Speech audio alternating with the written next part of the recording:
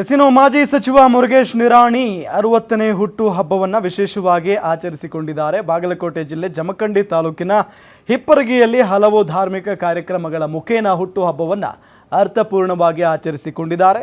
ಹಿಪ್ಪರಗಿಯ ಕೃಷ್ಣಾ ನದಿ ದಡದಲ್ಲಿರುವಂಥ ಸದ್ಗುರು ಸಂಗಮೇಶ್ವರ ಮಹಾರಾಜರ ಸನ್ನಿಧಿಯಲ್ಲಿ ಹೋಮ ಹವನ, ಸಂಗಮೇಶ್ವರ ಮಹಾರಾಜರ ಅಡ್ಡ ಪಲ್ಲಕ್ಕಿ ಉತ್ಸವ ಅದ್ದೂರಿಯಾಗಿ ನಡೆಯಿತು. 60 ಜನ ನಾಗಾಸಾಧುಗಳ ತೆರೆದ ವಾಹನ ಸಾರೋಟುಗಳಲ್ಲಿ ಮೆರವಣಿಗೆ ನಡೆಸಲಾಯಿತು.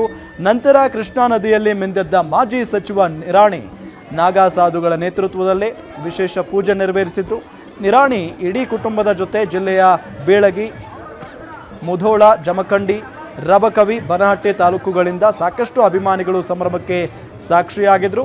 ಈ ವೇಳೆ ಮಾತನಾಡಿದ ಮಾಜಿ ಸಚಿವ ಮುರುಗೇಶ್ ನಿರಾಣಿ, ನನ್ನ 60ನೇ ಹುಟ್ಟುಹಬ್ಬಕ್ಕೆ ಸ್ವಯಂ ಪ್ರೇರಿತರಾಗಿ ಇಷ್ಟೊಂದು ಜನ ಆಗಮಿಸಿ ನನಗೆ ಹಾರೈಸಿದ್ದು ಸಂತೋಷ ತಂದಿದೆ ಅಂತ ಹೇಳಿದ್ದಾರೆ.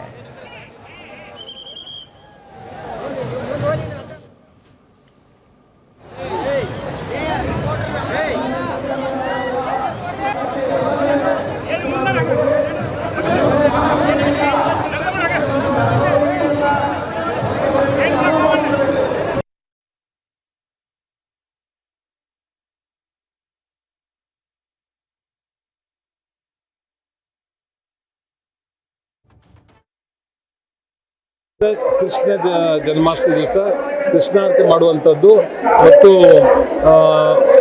ಇದಕ್ಕಿಂತಲೂ ದೊಡ್ಡ ಪ್ರಮಾಣದಲ್ಲಿ ಬರುವಂಥ ದಿವಸದಲ್ಲಿ ಸರ್ಕಾರಿ ಕಾರ್ಯಕ್ರಮವಾಗಿ ನಾವು ಮಾರ್ಪಾಡು ಮಾಡಲಿಕ್ಕೆ ನಾವು ಮಾಡ್ತಾ ಇದ್ದೀವಿ.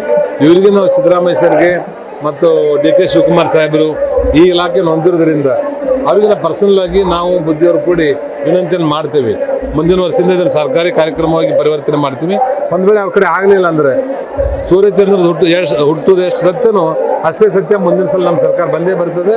ಬಂದು ಮೊದಲೇ ವರ್ಷದಲ್ಲಿ ನಾವು ಹಿಪ್ಪರಿಗೆಯಲ್ಲಿ ಒಂದು ಕೃಷ್ಣಾರ್ತಿ ಮತ್ತು ಒಂದು ಬಾಗಿನ ಅರ್ಪಣೆ ಮಾಡುವಂಥದ್ದು ವಿಶೇಷವಾಗಿರುವಂಥ ಕಾರ್ಯಕ್ರಮಗಳನ್ನು ಸರ್ಕಾರ, ರೈತರು ಮತ್ತು ನಾವೆಲ್ಲರೂ ಸೇರಿ ಮಾಡ್ತೇವೆ.